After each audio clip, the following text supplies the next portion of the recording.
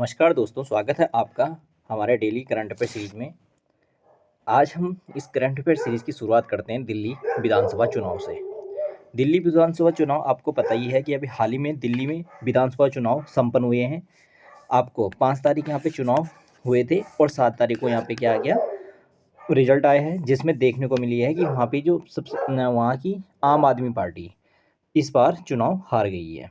ठीक है, अगर हम बात करें इस चुनाव में, यहाँ पे दिल्ली विधानसभा चुनाव की, दिल्ली विधानसभा में 70 सीटें हैं। ठीक है, 70 विधानसभा सीटें हैं दिल्ली में, और यहाँ पे भाजपा के द्वारा 38 सीटों पर बहुमत हासिल किया गया है और भारत ने अपनी सरकार यहाँ पे बहुमत हासिल कर दिया है।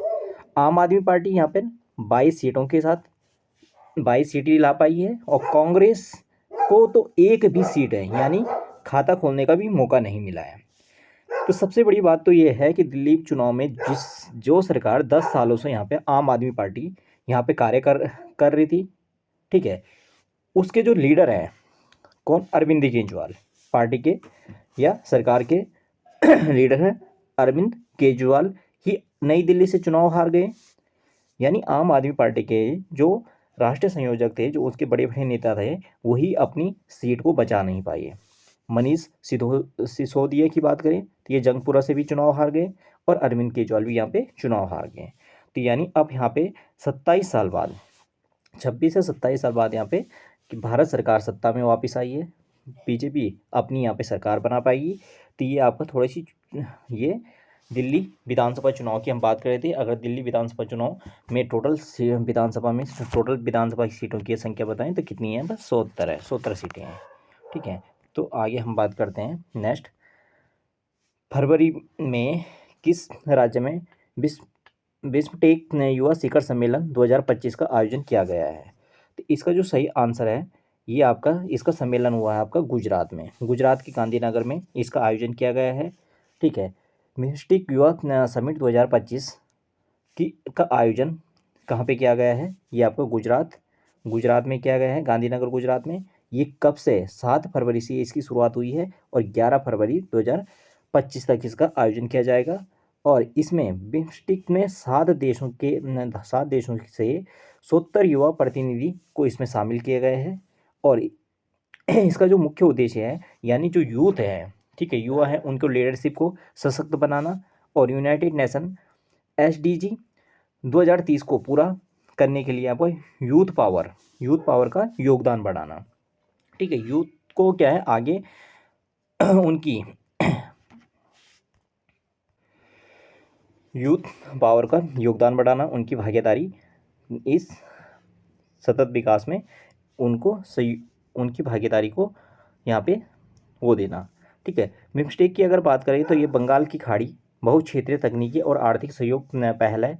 ठीक है, यानी 7 देशों का, बंगाल की खाड़ी में जो है 7 देशों का एक समूह है। ठीक है, जिसका मुख्यालय, हेडक्वार्टर इसका कहाँ पे स्थित है आपका? इसका हेडक्वार्टर आपका ढाका में स्थित है। ठीक है, ढाका बांग्लादेश में स्थित है। इसके सदस्य देशों की अगर हम बात करें तो इसमें बांग्लादेश हो गया, भूटान हो गया, म्यांमार हो गया, भारत हो गया और नेपाल, श्रीलंका, थाईलैंड। स्थापना करें 6 जून 1997, यानी 6 जून 1997 को इसकी स्थापना हुई है। पहला समिट इसका 31 जुलाई 2004 को बैंकॉक, थाईलैंड में हुआ था। अंतिम समिट इसका 30 मार्च 2022 को श्रीलंका में संपन्न हुआ। ठीक है, वर्तमान अध्यक्षता की अगर बात करते हैं, ये थाईलैंड के पास है मार्च 2022 से, और वर्तमान में सचिव लीडरशिप इसमें भारत के पास है 2023 से। ठीक है, अगर 2024 में भारत में पहला बिम्स्टेक बिजनेस समिट का आयोजन भी आयोजित किया गया था 2024 में। कौन सा? फर्स्ट बिजनेस समिट का आयोजन कहाँ पे किया गया? भारत में 2024 में। नेक्स्ट क्वेश्चन है, हाल ही में जोमेटो ने अपना नाम बदलकर क्या रखा है? तो अपना नाम बदलकर इसने क्या, आपका इंटरनल कर दिया है। यानी अब आपको जो जोमेटो, इसका जो ऑफिशियल नेम आपका इंटरनल होगा। जोमेटो आप इससे वाक़ा भी है, ठीक है, इसको आप जानती हैं, आपका जिससे आपको फूड डिलीवरी वगैरह चीज़ें मंगाते हैं, तो वो आपका, इसने अपना नाम क्या कर दिया है, आधिकारिक नाम आपका क्या कर दिया, इंटरनल। ठीक है, नेक्स्ट किस राज्य में उत्तर भारत की पहली हरित हाइड्रोजन संयंत्र की आधारशिला रखी गई है? तो ये आधारशिला रखी गई है आपका Himachal Pradesh, option number A Himachal Pradesh में। अगर हरित हाइड्रोजन संयंत्र की अगर हम बात करें, इसकी आधारशिला हिमाचल प्रदेश का मुख्यमंत्री सुखविंदर सिंह द्वारा रखी गई है।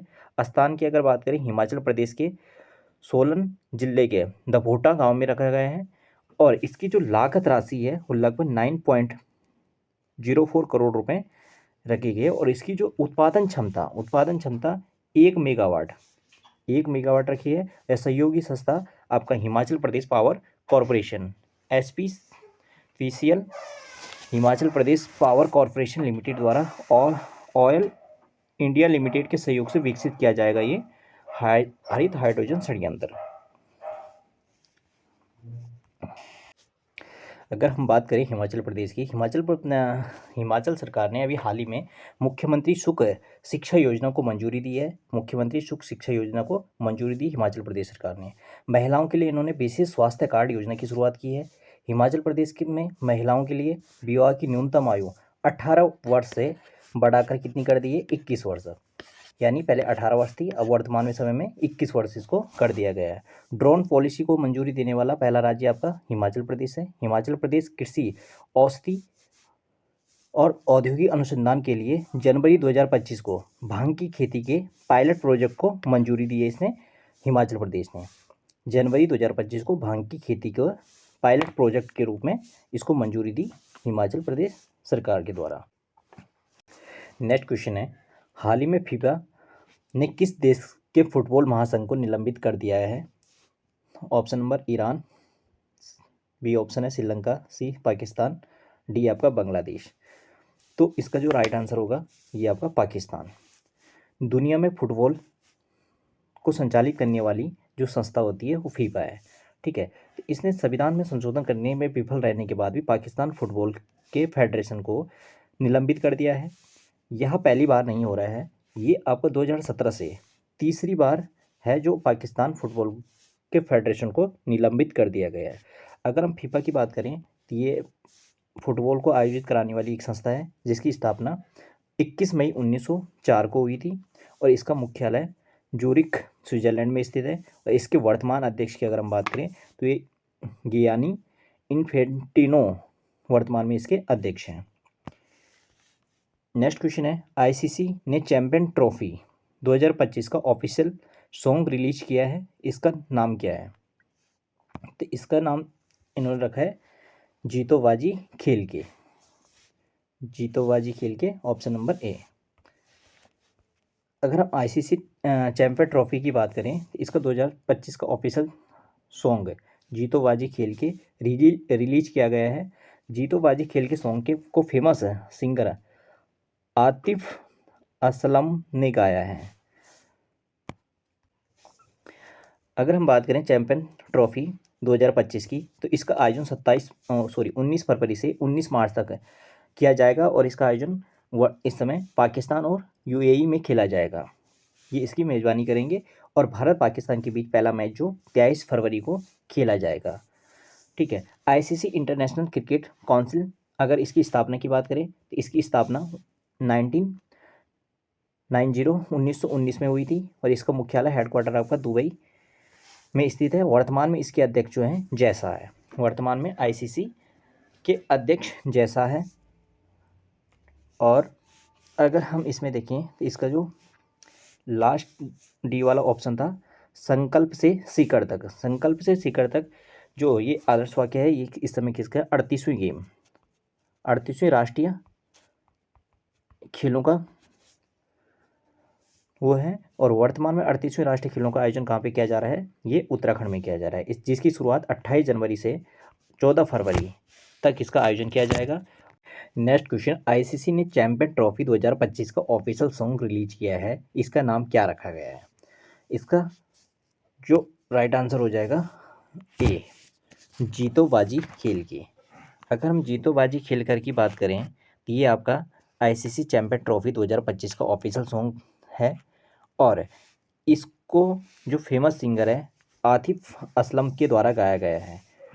अगर बात करें चैंपियन ट्रॉफी 2025 की, तो चैंपियन ट्रॉफी 2025 का आयोजन 19 फरवरी से 19 मार्च को पाकिस्तान और यूएई में किया जाएगा।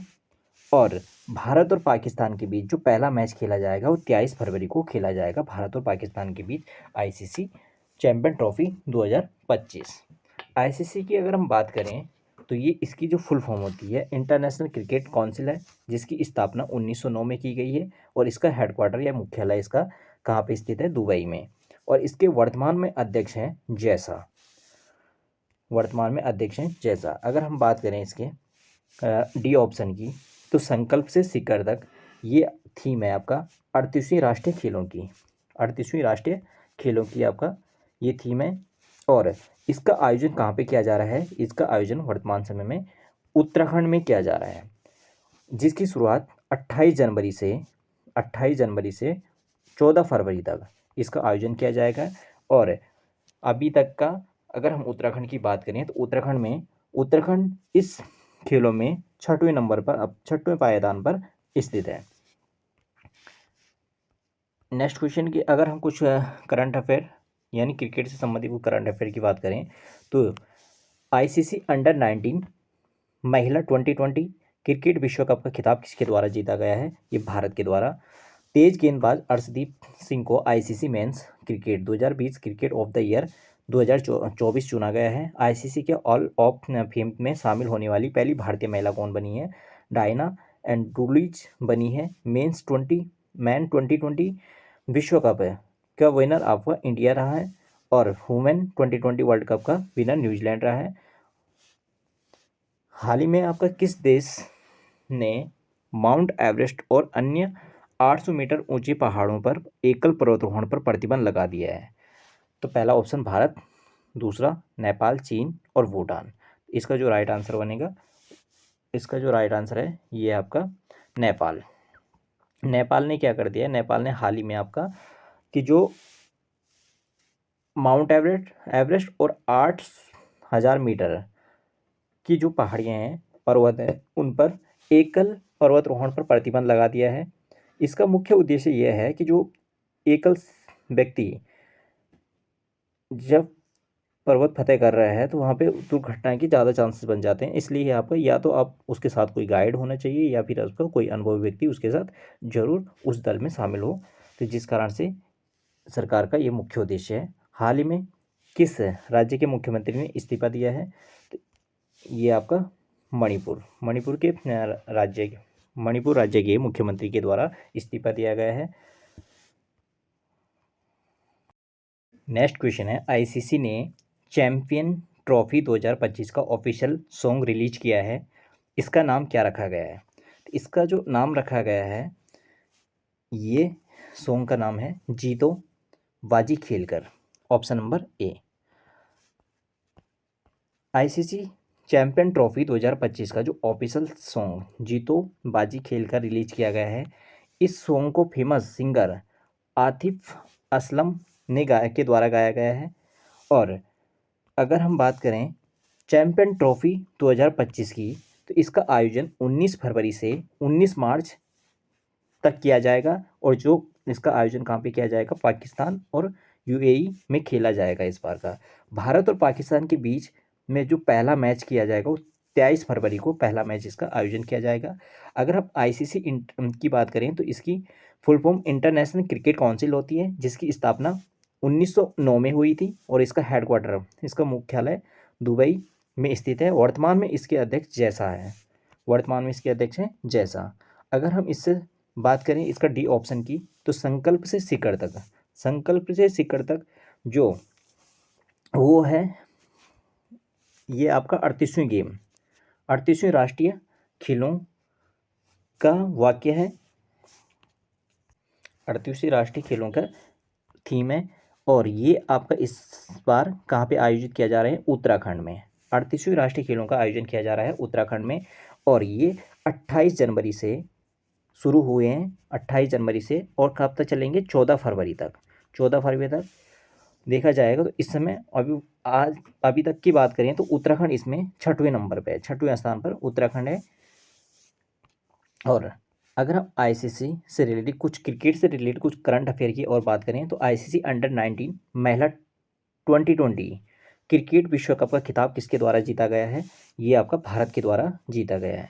तेज गेंदबाज अर्शदीप सिंह को ICC men's 2020 cricket of the year 2024 चुना गया है। आईसीसी के हॉल ऑफ फेम में शामिल होने वाली पहली भारतीय महिला क्रिकेटर डायना एंडुलीज बनी है। मेंस 2020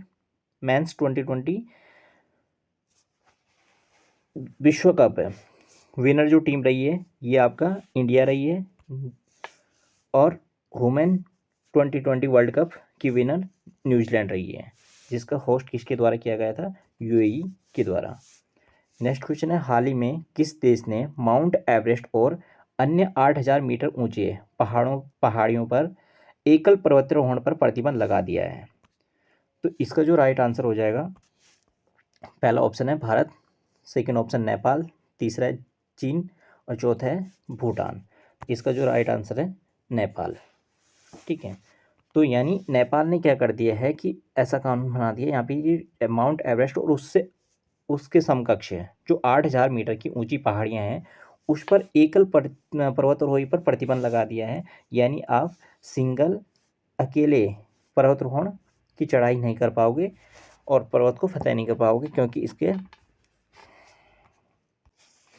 इसका मुख्य उद्देश्य यह है कि सरकार ये चाहती है कि जो